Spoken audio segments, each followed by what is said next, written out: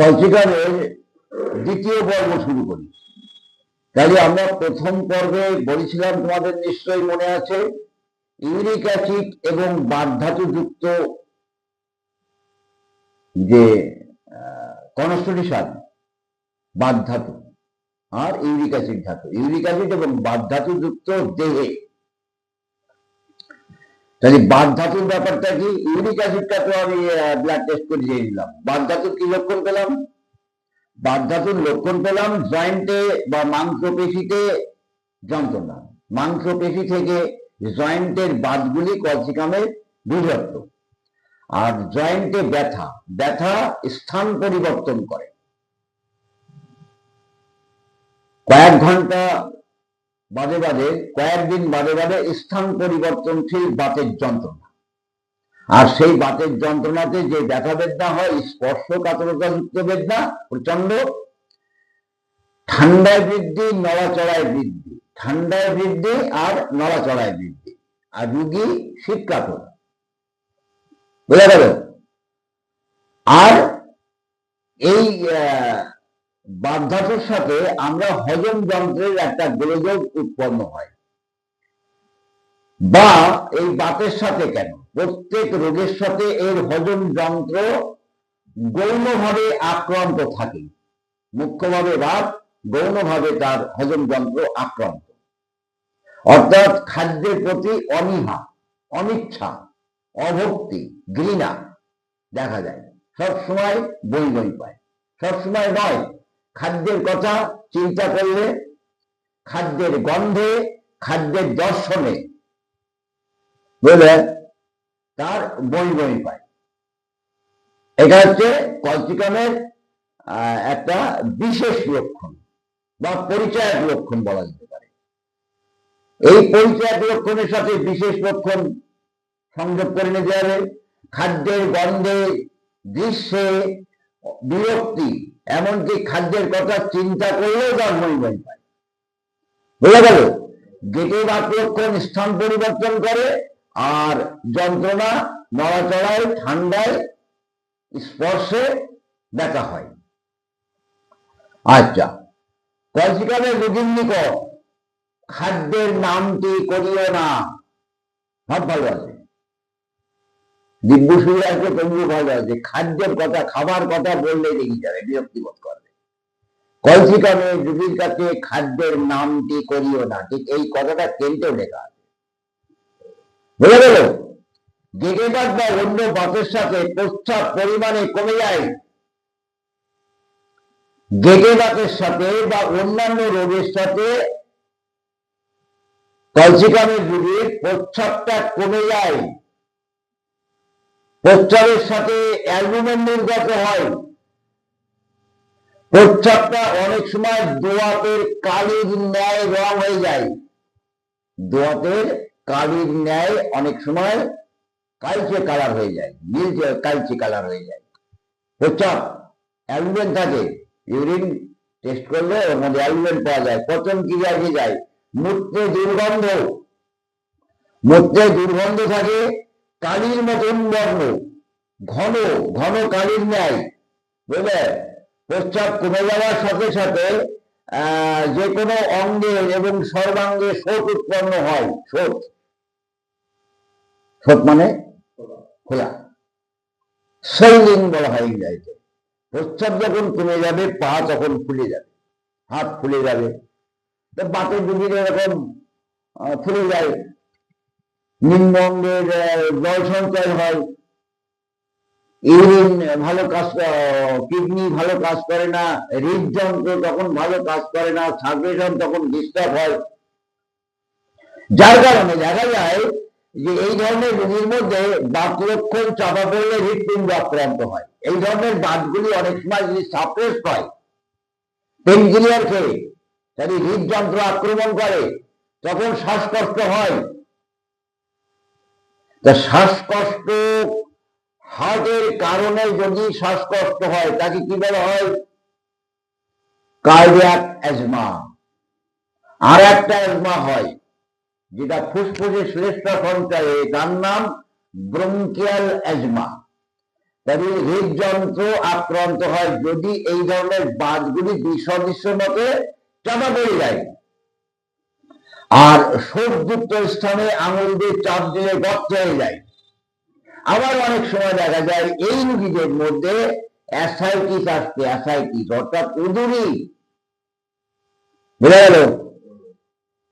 কলসিকামের রোগী উদুরি, খাবার প্রতি অনীহা, খাদ্যের কথা চিন্তা করলে বই পাচ্ছে, তার পেটে জল জমে গেছে, উদুরি, অ্যাসাইটিস। ও ট্যাপ করে জল বের করবে কিন্তু উদুরি রোগটা করবে না, কতদিন পর মরে যাবে যদি আদর্শ হোমিওপ্যাথি ট্রিটমেন্ট না হয়।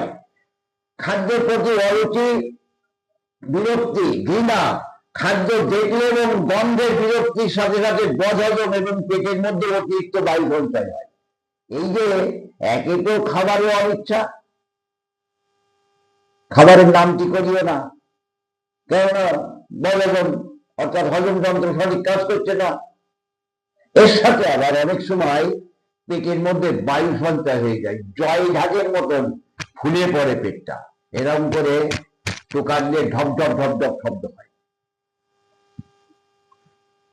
কেন্সার বলছেন কিছু কিছু চাষিদের মধ্যে এইরকম গরু বা মহিষ ভেড়াদের পেটে এরকম বায়ু সঞ্চয় হয়ে যায়, ক্লেভার নাম করে এক ধরনের চাপড়া ঘাস ওরা খায়, খেয়ে এরকম পেট ফুলে যায়, সেখানে পেট ফুটে করে দেওয়া হয় গরুকে বাঁচানোর জন্য। এটা আসলে ট্রিটমেন্ট, কিন্তু না, তুমি কয়েক ডোজ কলসিকাম খাইয়ে দাও, বা একটা মাত্রা বা 15 মিনিট পর পর 2টো মাত্রা কলসিকাম জলের সাথে ঝাঁকি দিয়ে খাইয়ে দাও, দেখবা 1 ঘন্টার মধ্যে পেটে থেকে অধোগামী হয়ে বায়ু নির্গমন হয়ে পেটটা জায়গায় চলে আসলো, ভালো না? শরীরে ফুটো করার থেকে। তাহলে বাত লক্ষণ চাপা পড়লে হৃৎপিণ্ড আক্রান্ত হয়, হৃৎপিণ্ডের স্পন্দন বেড়ে যায়, হার্টবিট বেড়ে যায়, বুঝা গেল? তাহলে নর্মাল পালস রেট কত? 1:4। একবার শ্বাস প্রশ্বাস নিলে পালস রেট চলে 4 বার, তাই 18 বার বা 19 বার যদি আমরা শ্বাস প্রশ্বাস নিই, তাই 72 থেকে 80 বার আমাদের পালস রেট হবে। হৃদযন্ত্র আক্রান্ত হলে অর্থাৎ হার্ট যদি ফাংশনাল ডিসঅর্ডার দেখা যায়, তাহলে সেখানে পালস রেটটা বেড়ে যাবে 90, 95, 100, 105, 10, 15, 20, কোথায় যাবে তার ঠিক নেই। একটা সময় যে মারা যাবে, হার্ট অ্যাটাক করে, হার্ট ফেল করেছে, নানান ধরনের বক্তব্য দিয়ে আমরা হাত তুলে দিই, বোঝা গেল? রোগী খুব খারাপ ছিল, হার্ট অ্যাটাক করেছে, মানে আমরা যে ট্রিটমেন্ট করতে পারিনি সেটা কিন্তু আমরা স্বীকার করি না। শরৎকালে আমাশয়ের সাথে প্রচুর জেলির মতো নাম, শরৎকালীন আমাশা, গ্রীষ্ম, বর্ষা, শরৎ, হেমন্ত, শীত ও বসন্ত। এই শরৎকালীন আমাশার ডাল কামড়া একটা ভালো মেডিসিন আছে। দেখো, এই সিজনাল কথাটা বলা আছে, কিন্তু সিজনালের উপরে নির্ভর করে না কোনো ওষুধ, ওষুধ নির্ভর করে তার সামগ্রিক লক্ষণ সমষ্টি, কতগুলি লক্ষণ দিয়ে যে চিত্রটা অঙ্কন হবে তার উপরে নির্ভর করবে। তাই শরৎকালীন যদি আমাশা হয়, সেখানে যদি বদহজম থাকে, খাবারের প্রতি অভক্তি, দুষ্টি মানে ঘৃণা ইত্যাদি থাকে, তার সাথে পেট ফাঁকা থাকে, জেলির মতন যদি আম থাকে, তাহলে কলসিকাম হবে। বুঝলে? মলত্যাগের সময় খুব কোঠানি থাকে, মলত্যাগের সময় খুব কোঠানি থাকে, মাকসল, তারপরে আমাদের পয়জন নাট অর্থাৎ নাকজনিকা, এমন আমাদের সাথে খাদ্যের প্রতি অভক্তি, খাদ্যের গন্ধের প্রতি ঘৃণাবোধ এবং বিরক্তিবোধ থাকবে, তবেই কলসিকাম হবে। ওই আমাশার সাথে যদি এই লক্ষণটা সংমিশ্রণ থাকে, তবেই কিন্তু ওই শরৎকালীন আমাশায় কলসিকাম হবে। তাহলে শরৎকাল না হয়ে যদি শীতকাল হয় তাও হবে। লক্ষণ দরকার, পথ প্রদর্শক লক্ষণ দরকার, পরিচয়ক লক্ষণ দরকার, বিশ্বত্বপূর্ণ লক্ষণগুলি দরকার, বুঝলেন? প্রচুর পরিমাণে কোনো কিছু খাওয়ার পরে ছাগল গরুর পেট ফেটে যায়, যেটা আমি একটু আগে বলছিলাম। সেখানে কিন্তু আমরা এই ধরনের পেট ফাঁপা রোগীদেরকে গরু মহিষের ক্ষেত্রে ব্যবহার করতে পারি, মানুষের ক্ষেত্রে ব্যবহার করতে পারি। তাই দেখো, সার্বিকভাবে ক্যালসিয়াম যদি নিয়ে আলোচনা করা হয়, তাহলে ইউরিক অ্যাসিড অনেক মেডিসিনে আছে ইউরিক অ্যাসিড। তাহলে ইউরিক অ্যাসিড একটা, বাতধাতু যুক্ত ইউরিক অ্যাসিড এবং বাতধাতু যুক্ত দেব। তাহলে বাতের যন্ত্রণা একটা, আর এই বাতের যন্ত্রণা চাপা পড়লে, হৃৎপিণ্ড আক্রান্ত হলে এই লক্ষণ দেবে, সেখানে একটা। যে কোনো রোগ থাকুক না কেন, তার সাথে বমিবমি ভাব, অভক্তি, ঘৃণাবোধ এটা থাকবে খাবারের প্রতি। ঠান্ডার বৃদ্ধি, নড়াচড়ার বৃদ্ধি থাকবে, রোগী শীতকাতর হবে, তাই তো? তার মূত্র যন্ত্র আক্রান্ত হতে পারে, আক্রান্ত হয়ে মূত্রের সাথে প্রচুর অ্যালুমিনিয়াম নির্গমন হতে পারে, অনেক সময় মূত্র কালির ন্যায় বর্ণ নির্গমন হতে পারে। মূত্র নির্গমন কমে গেলে তার হাত পা ফুলে যাবে, চাপ দিলে গর্ত হয়ে যাবে। এমনকি এই ধরনের রোগীর মধ্যে অ্যাসাইটিস বা উদরি হওয়ার সম্ভাবনা বা হয়, পেটে জল জমে যাবে। এবং হজম যন্ত্র আক্রান্তের সাথে যদি এরকম পেট ফুলে যায়, নিঃশ্বাস নিতে পারছে না, মানে নিঃশ্বাস নিতে গেলে তো আমাদের অ্যাবডোমিনাল রেসপিরেশন হবে, অর্থাৎ পেট ওঠানামা করবে, সেই ওঠানামা করার জায়গা নেই, এত বায়ু দমথম হয়ে গেছে, হয়ে গেল। সেখানেও কিন্তু আমরা ক্যালসিয়াম ব্যবহার করতে পারবো। তাহলে মূত্রযন্ত্র, জয়েন্টের বাত, হজম যন্ত্র, আর আমাশয়, আর এই রকম ধরনের প্রদাহযুক্ত জ্বরের সাথে, প্রদাহযুক্ত রোগের সাথে জ্বর, বা শুধু জ্বর হলেও হতে পারে। জ্বর, আমাশা, হজম যন্ত্র আক্রান্ত, পেট ফাঁপা, মূত্রযন্ত্র আক্রান্ত, বাথরুম, আর হৃদযন্ত্র আক্রান্ত, হার্টবিট বেড়ে যাওয়া, বোঝা গেল? এই হচ্ছে ক্যালসিয়ামের চিত্র। লাস্টে বলা হয়, যখন কোন রোগের সাথে রোগীর খাদ্য